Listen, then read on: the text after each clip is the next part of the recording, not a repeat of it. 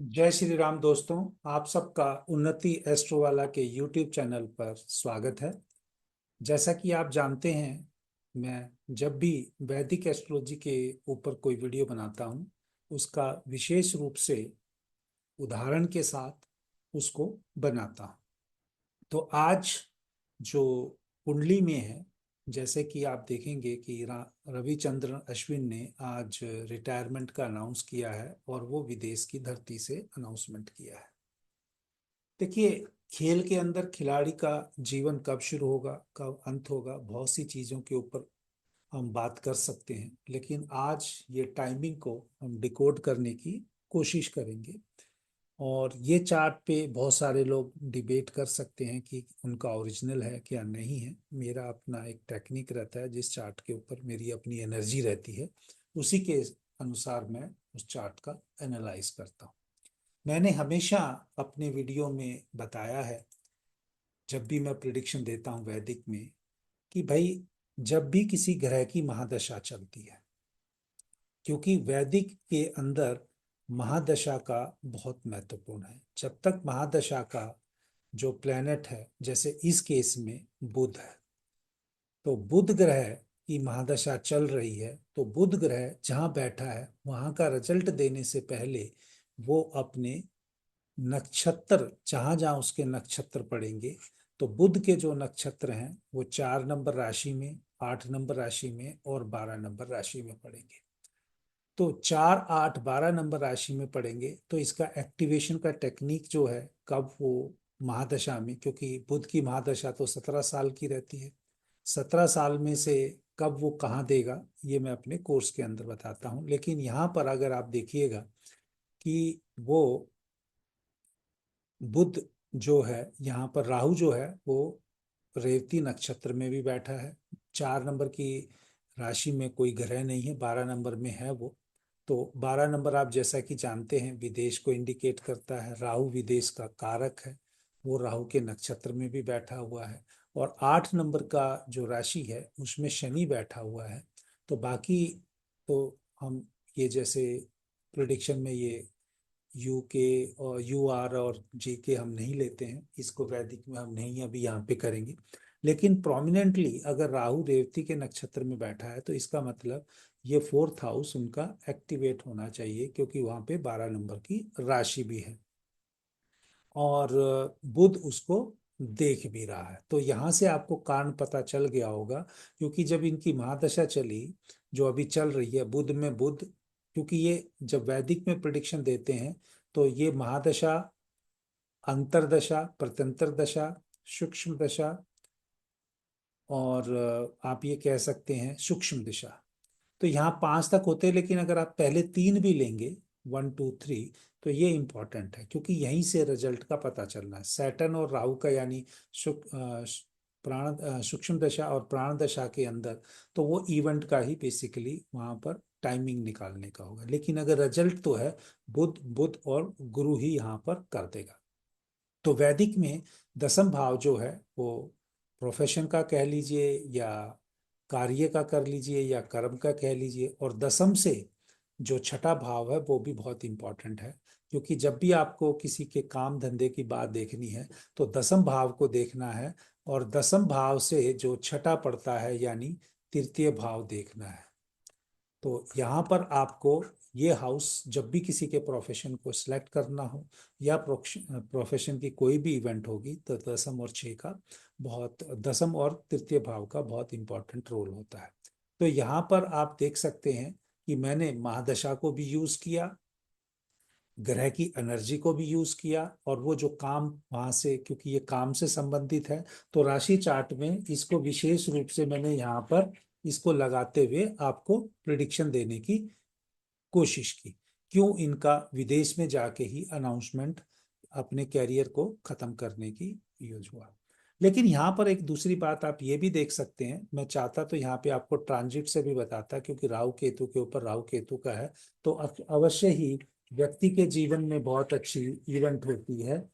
तो वो बहुत अच्छी इवेंट जब होगी, तो यहाँ पर उसका मतलब अच्छी अच्छी इवेंट का मतलब उसके बहुत जीवन से प्रोमिनेंट इवेंट होती है जब भी राहु केतु के किसी के भी चार्ट पे वो ट्रांजिट करता है।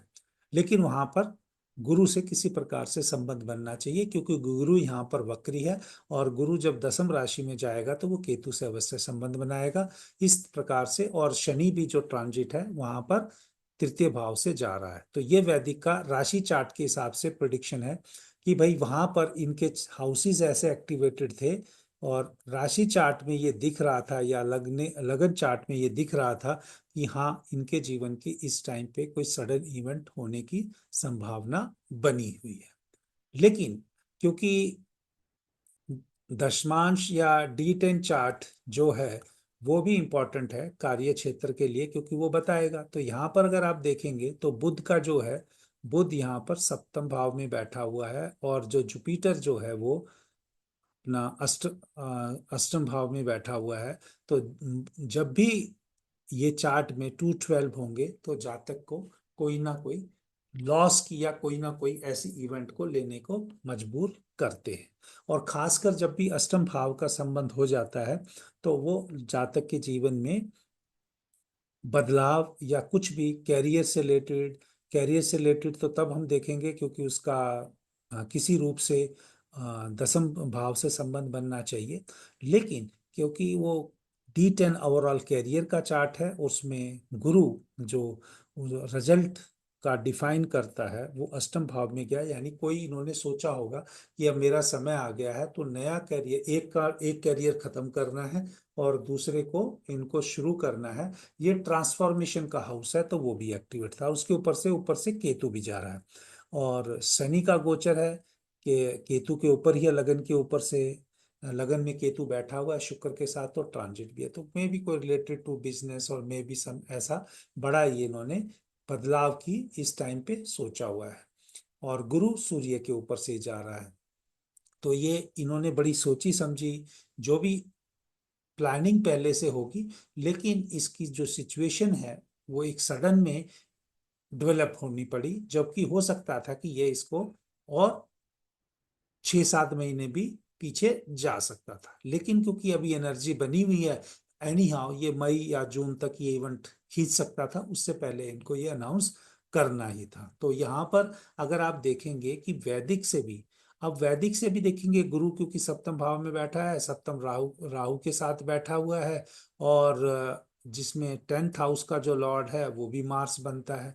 तो सारा का सारा जो चंद्रमा और मंगल है ये हमेशा बदलाव के कारण बनते हैं, ये स्थिति को चेंज करते हैं, अच्छी को बुरी भी कर सकते हैं, बुरी को अच्छी भी कर सकते हैं, ये स्थिति में हमेशा बदलाव करते हैं। तो बुध यहाँ बैठा हुआ है।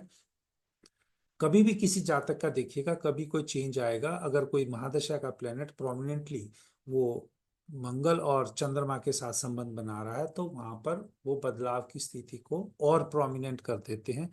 और एक और चीज जो यहाँ पर सैटर्न केतु का जब भी गोचर में संबंध बनता है तो वो कैरियर को अंत कर सकता है, प्रोवाइडेड वो कैरियर के मतलब ढलान पे हो।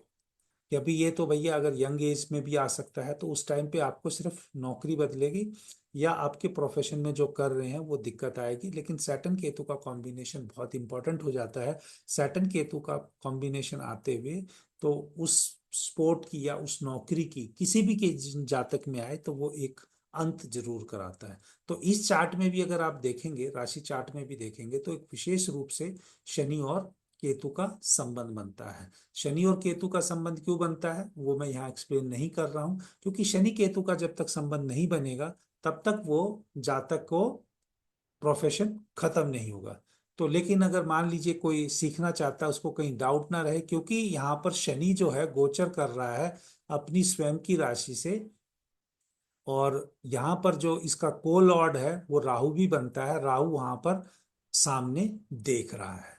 तो इसलिए मैंने आपको कहा कि भाई यहाँ पर अगर ये देखेंगे तो इससे संबंध भी बन रहा है। दूसरा यही चीज अगर हम देखेंगे तो गुरु वक्री है, वक्री होके गुरु पीछे जा रहा है तो वो शनि की एनर्जी भी लेके जाएगा, और ये त्रिकोण में उसके साथ संबंध बनाएगा। बहुत विशेष प्रकार से जब एक ही चार्ट में आप 3 या 4 प्रकार से एक ही चीज को देखते हो तो वो चीज के होने की संभावना बहुत बढ़ जाती है।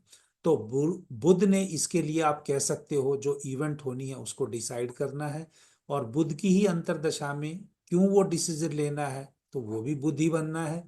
और साथ में जुपिटर ने उसका आउटकम देना है, क्योंकि जुपिटर यहाँ अष्टम भाव में बैठा हुआ है, तो उसने खेल का अंत करना है या प्रोफेशन का अंत करना है।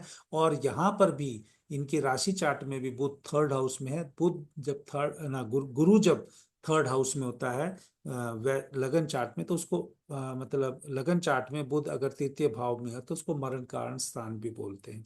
तो कहीं ना कहीं व्यक्ति के लिए ऐसी सिचुएशन हो जाती है जहां वो रिजल्ट है उसके फेवर में नहीं रहते, और उसके बेसिस में वो डिसीजन लेता है। तो इनडायरेक्टली आप इससे, इन्होंने मेरे को कांटेक्ट तो नहीं किया, लेकिन मैं एक स्पोर्ट्स इंथुजिस्ट होने की वजह से या मेरी खेल में रुचि होने की वजह से मेरा एक ट्रिब्यूट है, जो इनका एक बहुत बढ़िया शानदार कैरियर रहा। भगवान करे ये आगे जो भी और नया काम शुरू करें उसमें भी कामयाब रहें। और आप हमेशा देखिएगा, अगर आप अपने चार्ट के बारे में भी कुछ एनालाइज या कुछ प्रोफेशन से रिलेटेड या किसी और कार्य क्षेत्र में से रिलेटेड अगर कोई क्वेश्चन है, तो आप हमें कांटेक्ट कर सकते हैं। और अपनी तरफ से मैं पूरी कोशिश करूंगा कि आपको जेन्युइन वो चीज़ बता सकूं। जय श्री राम।